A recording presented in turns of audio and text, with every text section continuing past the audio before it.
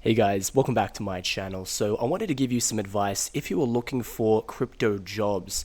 So for those that looked at my last video, you might have been surprised to know that I made something, I guess a tier list, right? It's a very popular thing for people to make videos of. And I essentially just ranked the worst and best ways to make money in cryptocurrency. And for me, having done a lot of the things on this list, I had a good think about it, and I realized that the one of the best ways to make money in crypto is literally just to get a job. And I know no one really wants to think about just getting a job. It's not very a sexy thing to talk about, especially if I'm, in my videos I talk about, trying to become financially independent and all that kind of stuff, right? But principally, I'm focused on cryptocurrency.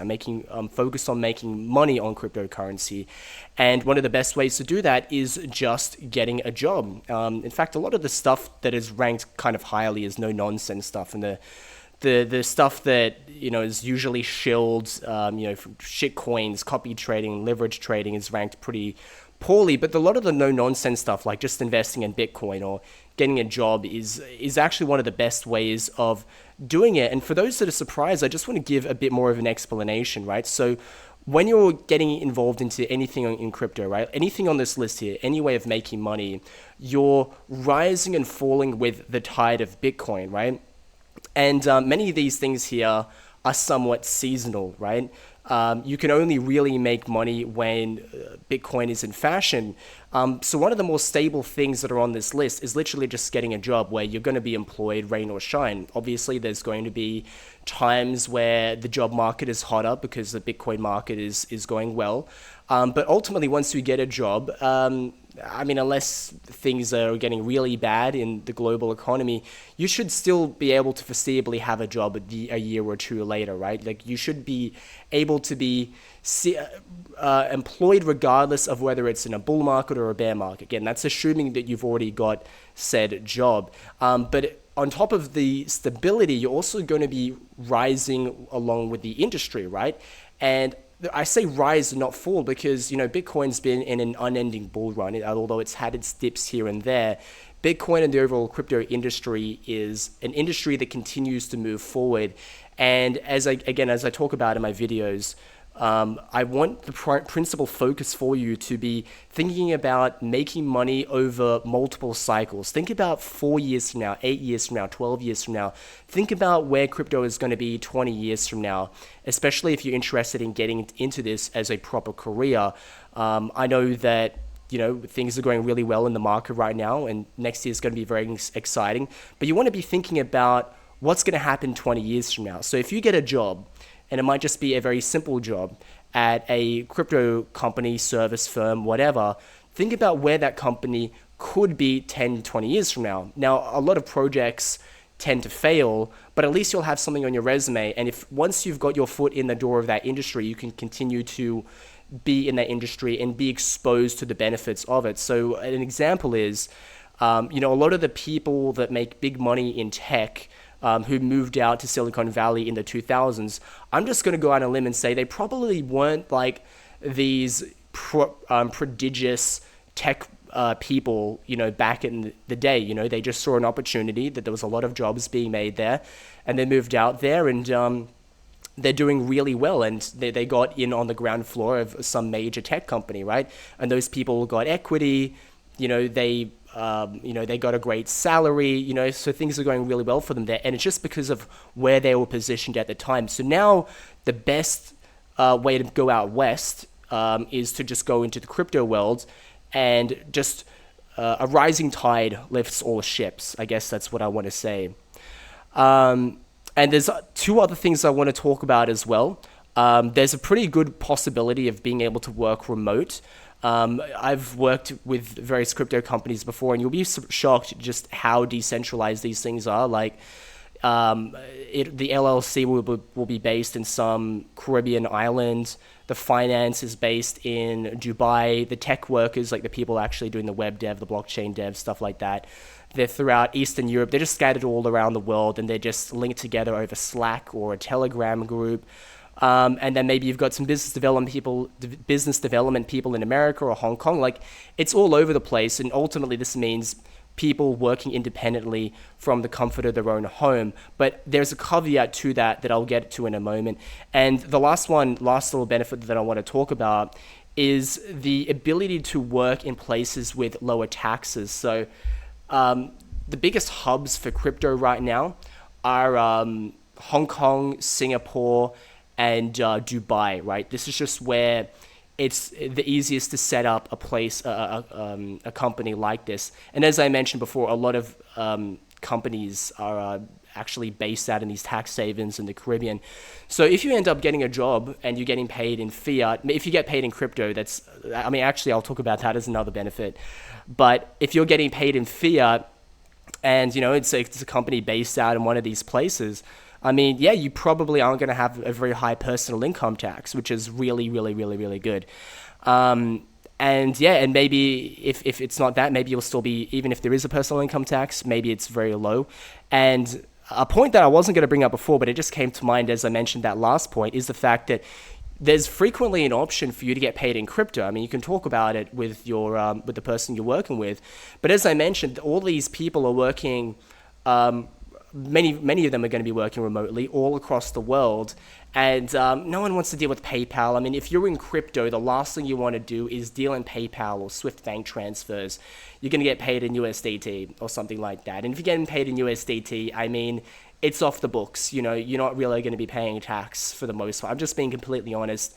If you're, living in your home country, but if you're working remotely in different places, I don't know. Take it up with your tax lawyer or whoever. But it is certainly a major thing. So I want to show you a few websites that you can use. Let's have a look here. Oh, and I've just disappeared. Windows capture. There we go. Okay, so the first one that you can use here is just crypto jobs list. It's very simple. Check it out, crypto jobs list. And one thing you can do as you're looking for jobs is just become familiar with what the market is demanding, because there are going to be job positions that you've never heard of before.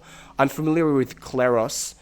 Just a short background is it's kind of like a decentralized blockchain arbitrage, something like that. I don't want to go into too much details because I don't want to butcher it and make a mistake. But yeah, what's interesting is when you're looking for these jobs, you can actually go and research what they're looking for, and you'll learn a bit about what these projects are. And you might think I don't have what it takes to be proof of humanity lead, because it sounds absurd for one. Don't blame you on that. But the thing is, at least there's there's no other qualified candidate for the most part for this. Obviously they're going to have some things that they're going to you need knowledge of blockchain and blockchain culture, interpersonal skills, but all the things here are basically they're not real qualifications, all right? So you don't have to think, I need some special skill for that. Sorry, I spoke too soon. You're going to need a degree in computer science, human interaction, something like that, experience in business development, experience in blockchain industry. But I think those are pretty lean requirements. I don't think those is anything really ridiculous. You can make 75 to 150K a year. Now, that's just the first one that popped up, but a lot of them are very accessible, like a content creator, writer, social media person. Those are very easy. Practically anybody can do that. And as I mentioned in my crypto tier list, the number, in the S tier, let's just pull it up so I don't have to go from memory. In the S tier is crypto jobs, but I also put in crypto marketing. Crypto marketing is just one of the best industries you could go to, sub-industries within crypto. And then, as a job, you can also go into marketing. It's a good way to get your foot into the door of the industry.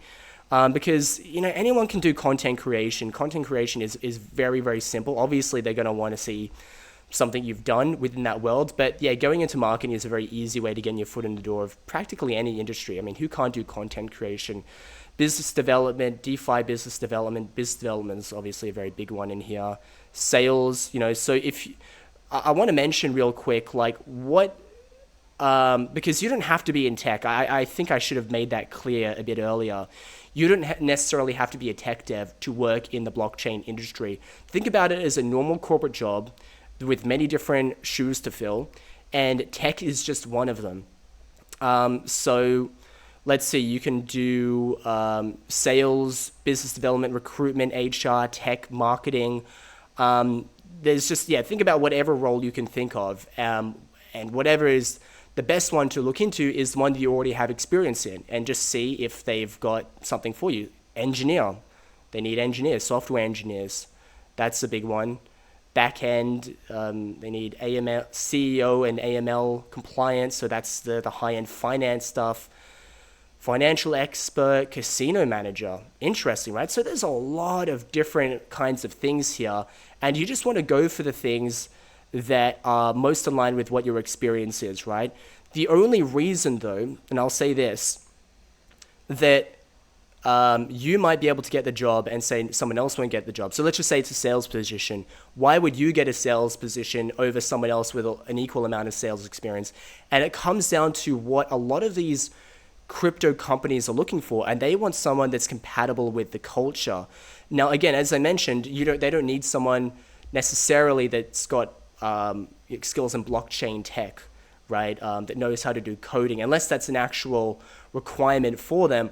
A lot of the time, they're looking for someone that I would call is fluent in the language and culture of crypto, right? They want to be able to speak the language with you and be able to get a decent response back from them. Someone who just works in corporate sales but it isn't exposed to blockchain is not going to understand this world, and they're not going to be a good fit for it. So as long as you've got the language and you understand the culture of crypto, and then you've got some of these basic work experience, then you can find something. So first one, crypto jobs list. Next one, cryptocurrency jobs.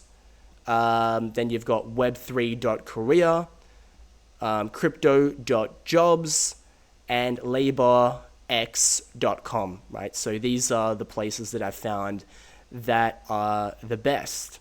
And before I sign off, there's a few things that I want to talk to you about that are going to give you a better chance of getting a job. Sorry, let me get back in here.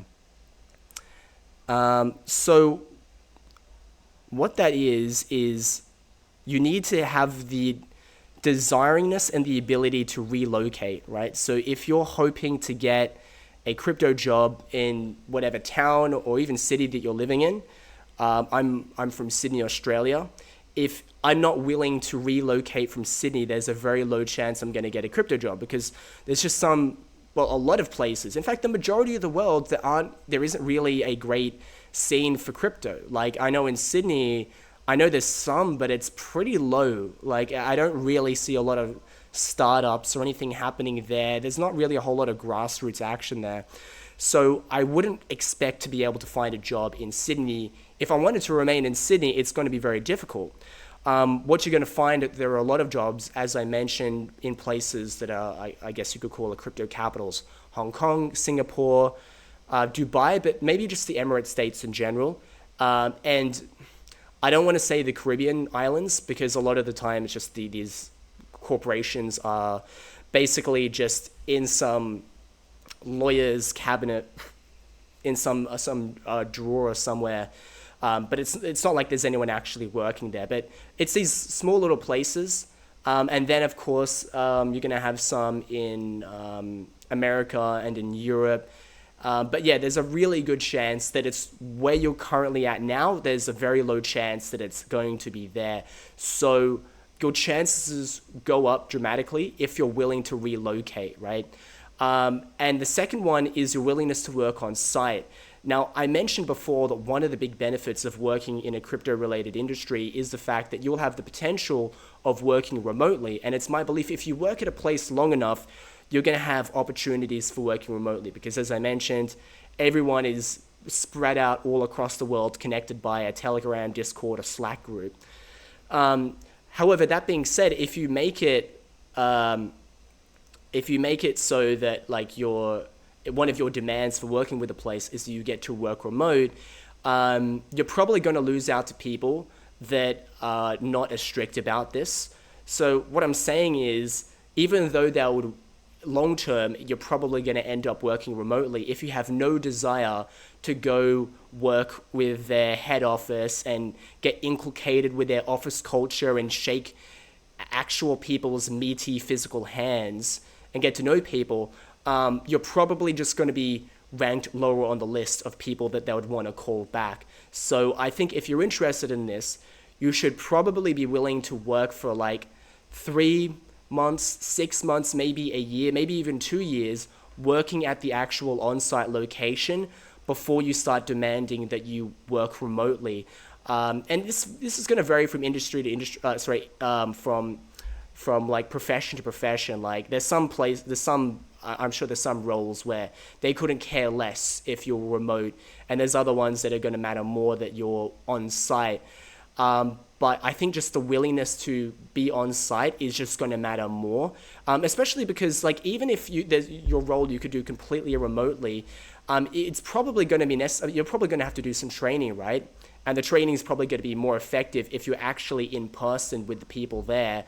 And you know, they're also going to want you to meet people so people trust you, right? I mean, imagine if you go into a role demanding you're going to work remote, and imagine you're also getting paid in crypto, right? You could lie about your entire persona online. I think that's more easier to do than ever, and they're going to pay you in crypto. Imagine they pay you a month's worth of crypto and you just disappear, right? Like, that's less likely to happen if people have actually shaken your hand. They know who you are. They've introduced you to other people, and in person, they've talked to you, and it's just kind of easier to vouch for who you are, right? So this is not like I hate not to belabor a point, but I notice a lot of people want to work remotely because they've got like some kind of anxiety or they're house cats, right? If you're lame like that, don't expect that to be an advantage. It's still going to be a disadvantage, even if you can work entirely remotely. And yeah, so that's really it. So thanks a lot for watching this video, guys. In my tier list, let me just pull it up one more time. I mentioned a number of ways to make money in crypto. And the ones that I'm most familiar with is trading peer-to-peer cryptocurrency. That's a way of making money. It's not in the S tier, but it's definitely A tier level. And you can make money trading money via peer-to-peer trading. What that is, for those who've never heard of peer-to-peer trading, is that you're able to sell Bitcoin or a cryptocurrency above market rate. So imagine you're selling Bitcoin at 4% above market rate, 6% above market rate. The reason why you're able to do that is because you're providing your buyers the opportunity to buy the crypto from you via payment methods that aren't traditionally supported by centralized exchanges, right? So in a centralized exchange, you've got your bank transfer, maybe Apple Pay. That's usually it, right?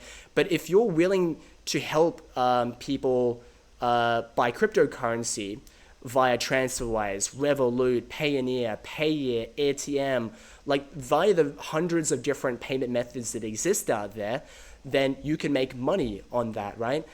Maybe they have a currency that is just not supported by one of the many crypto exchanges out there, right? So you might be out living in Africa or Central Asia, and maybe or somewhere in South America, and like Binance just doesn't support the Bolivian dollar or whatever it is, or they don't support the currency of the Central African Republic, right? So if you can be the person that can accept that currency, you can charge a markup for that, right? Or maybe it's just like people are willing to buy extra from you, buy from you at a higher market rate if you are selling crypto without the need to do KYC. There are people that are willing to pay extra for their Bitcoin if they aren't going to be asked all these invasive questions, right? So that's the world of peer-to-peer trading, and it's a great way to make money. And it's also just a great way of being able to buy crypto without KYC. So if you're interested in buying without KYC, or if you're interested in starting a new side hustle, you can use my referral links in the description down below to get involved in peer-to-peer trading. I've got local CoinSwap, HODL, and a few others. And if you want to get advice or learn a bit more about peer-to-peer trading, make sure to subscribe to my channel and check out my other videos, because I made a lot of videos about how to do peer-to-peer trading. So thanks a lot for watching, guys, and I'll see you in the next video.